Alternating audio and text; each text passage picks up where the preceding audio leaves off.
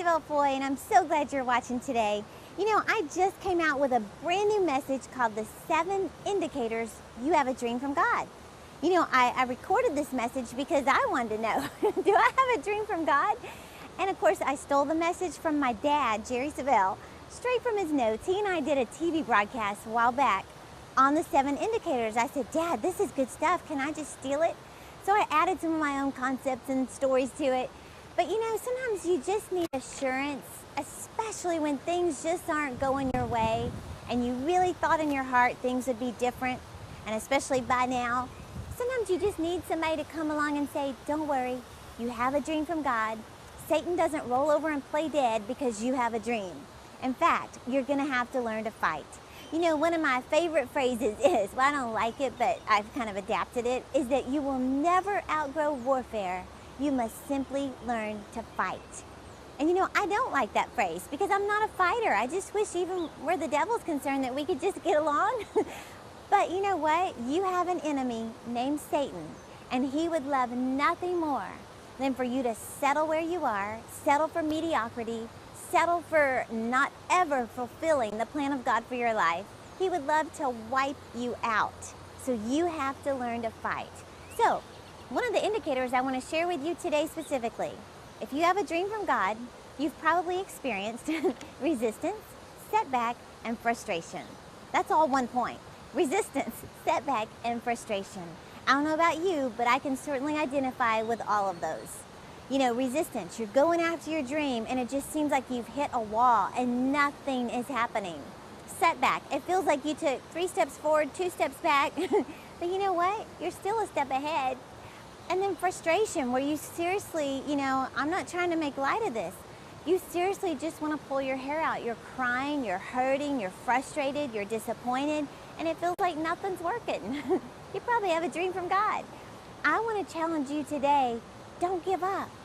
And like I heard Keith Moore say, because see, let me just remind you, you've got to keep yourself full of the Word of God, full of faith-building messages. In fact, I was listening to Keith Moore. All of a sudden he said, don't ever, ever, ever, never, ever, under any circumstance, at any time, ever, ever, ever, feel sorry for yourself. And I was like, but he doesn't know what I'm going through. But no, don't ever feel sorry for yourself. Every one of us experience resistance, setback, frustration, and you just want to give up. But I'm telling you, like my dad says, when you feel like giving up the most, that's always an indication your breakthrough is just about to happen. Don't give up. You know, I was reading a story about this guy who was so cute. He was born an entrepreneur. In the 2nd grade, he said he would buy a 6-pack of Cokes. Now, this was a long time ago. Buy a 6-pack of Cokes and sell them for $0.25 each, or $0.05 each. Then he said he bought the whole case, iced them down, and increased his revenue and profit. I think this is so cute. When the weather turned cold and nobody wanted his Cokes, sales dropped, so he started selling magazines in 2nd grade. By age 11, he helped a neighbor with a paper route. By age 12, he owned the route. As a young man, he went into the Army, discharged in 1945, ready to pursue his dream. He wanted to have a restaurant. So he said he and his brother Ben scraped up enough money, located a site, built a restaurant, and opened it up in Hapeville, Georgia, called the Dwarf House. He said open 24 hours a day, 6 days a week. Through incredible hard work, they profited from the first week. So hey, it looks like everything's going great. But then, 3 years after the restaurant opened, his 2 brothers were killed in a small private plane crash right outside Chattanooga, Tennessee. Both of his brothers died. Not only did he lose his 2 brothers, he lost his business partner. He continued the restaurant alone. He paid his brother's widow her share in the profits. And a year later, he opened a 2nd restaurant. So he's still doing okay, although he's experienced tragedy. He said one night he received a phone call that there was a fire at the 2nd restaurant. It completely destroyed the operation, and even worse, he practically had no insurance. A few weeks later, he discovered he had polyps on his colon, had to be removed. So instead of rebuilding the restaurant, he went in for surgery. Well, one surgery led to another, put him out of commission for several months. Now let me just ask you, stuck in bed for months, what does an entrepreneur do who's experienced resistance, setback, and frustration? Does he lay there and cry? Does he lay there and feel sorry for himself? Does he give up? Does he say, I must not have heard from God. Look at everything that's gone wrong in my life. No, you know what? I think he must have read Micah 7, verse 8. It says, when I fall, I shall arise. Now let me just warn you, Satan is not counting on the arising part. He's hoping to knock you out. Well, this guy stuck in bed for months. He said he laid there and he just had an idea that God gave him. God gave him the idea.